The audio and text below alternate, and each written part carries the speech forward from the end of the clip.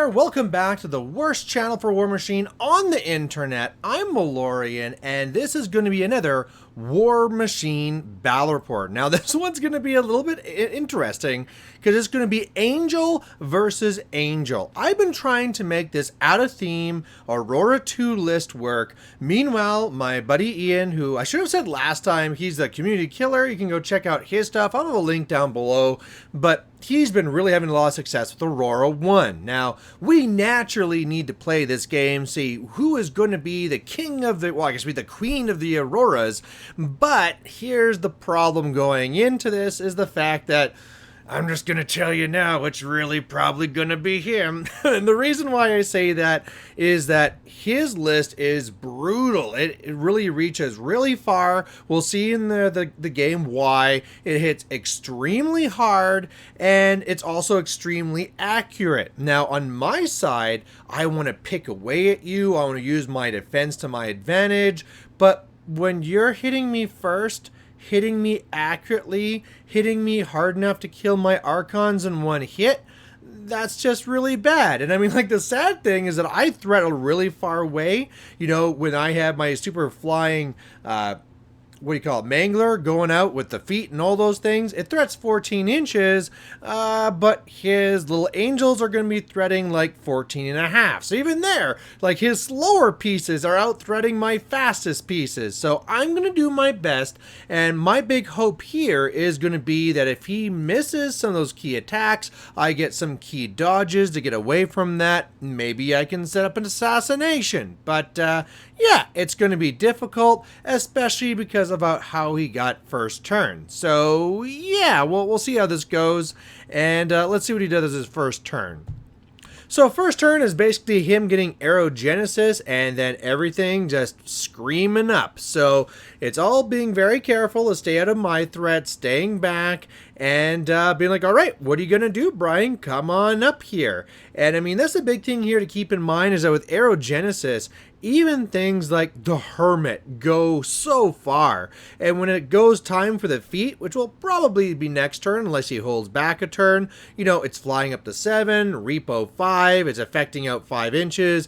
Whatever he needs, he's going to have underneath Ruin from the Hermit. And then, of course, from Gatsby being in there, them and the little drones and stuff going in, they're going to be affecting whatever they want. So there's -4 armor. And yeah, this is going to really hurt. So what I'm going to try and do is use this cloud and terrain to my advantage.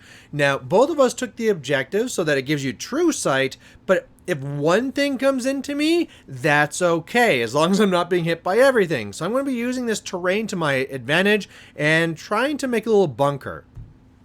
So that's what I do. I go and I put the arcane propulsion onto the Mangler. So now it has flight, it has +2 defense, that's all cool things going on.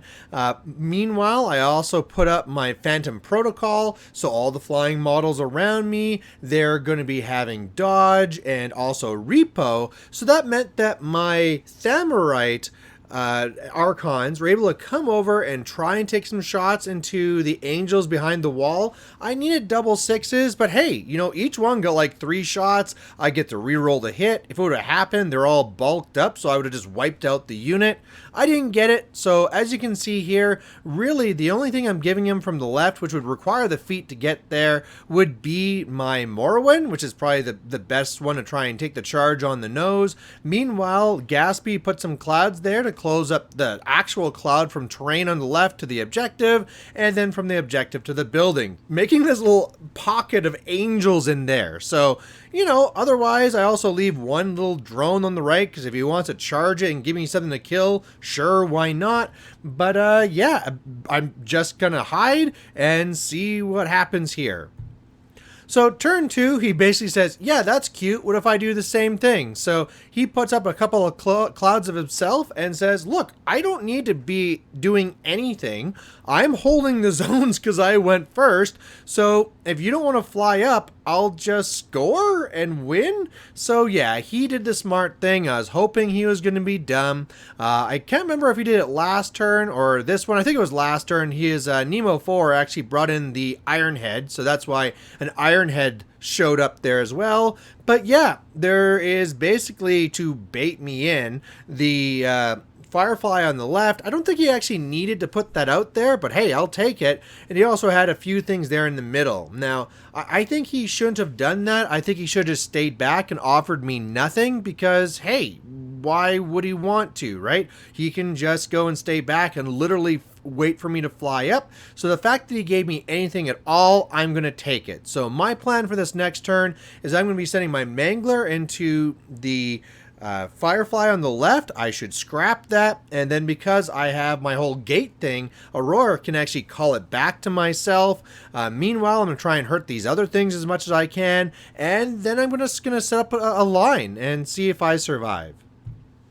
So that's what I do. One of the things that didn't work out to my plan is that Mangler, Mat 6 is so sad. So I go in there, I need 7s. I even boosted my charge attack and I missed some other attacks, only connected with 1. So yeah, scrapping that Firefly. How about doing like nothing to it? I didn't even take out any systems. So that's super, super sad. The Thamarites, they did pretty good. They shot some angels back there. I also did some damage to Gaspy. You know, looking at it now, I'm wondering if I actually did the wrong thing and maybe I should just gone to try and take out Gaspy.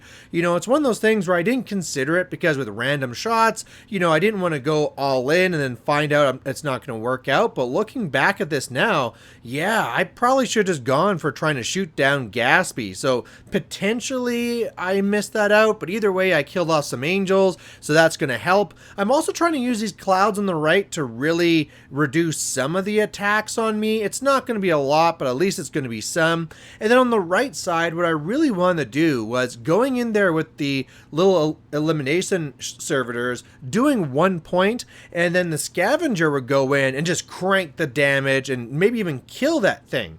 Well, unfortunately, remember that they only get boosted to hits against warrior models, so a stalker is not that, so they did not do that. However, my Scavenger did do great damage. Now, I was hoping that I was going to actually like destroy it and run away. No, that was getting greedy, but yeah, I did a lot of damage to it, and now all I can do is hope again that I've left a lot of room behind me. I have it all set up so if he has some critical misses, I can dodge away, and then if this happens, I'm holding onto my feet so I can counterattack and either go for the assassination or just take out some really hard pieces and maybe he can't come back from that. Oh man, but yeah, those things did not occur. He had a couple of misses on the right side, so that was cute, but when Gaspy went in there, no, there were no misses. He gets the, no, here's the thing to remember about Gaspy. He gets to fly in there, and then he gets to use the focus from Aurora, because she has whatever spell that is, I can't remember what it is, but you get to then boost it hit and damage from Gaspy. So Gaspy's always boosting the hit from Aurora, boosting damage later on as well. And yeah, of course, this is already after Aurora popped feet, so things are all going to have repo, they have parry, he went in there and did ruin, and so look at this. I lost both my Morrowan Archons, both my Thamarite Archons, one of my Void Archons. So from my 6, I'm down to just 1. He killed off my Scavenger. He is now contesting, like holding me all up here. My other Void, I think, is injured as well. So yeah, this is all really super bad news. One good thing I missed from last turn that I should mention is that Anastasia came on and killed Hypatia, so that's something, which is really good because Hypatia hits harder if you're flying, so that saved me, and he didn't kill Anastasia, so maybe I can do something again. But not only did he like slaughter and tie up all my things here, but he scored the left zone, he scored the right zone, he scored the center, and he destroyed my objective, because why not? So I have been completely smashed here. He is way up on attrition and scenario, and yeah, I don't even have a good assassination potential because just nothing can get on her. Yeah, so I'm just going to try and do something, and then we know what's going to happen next turn.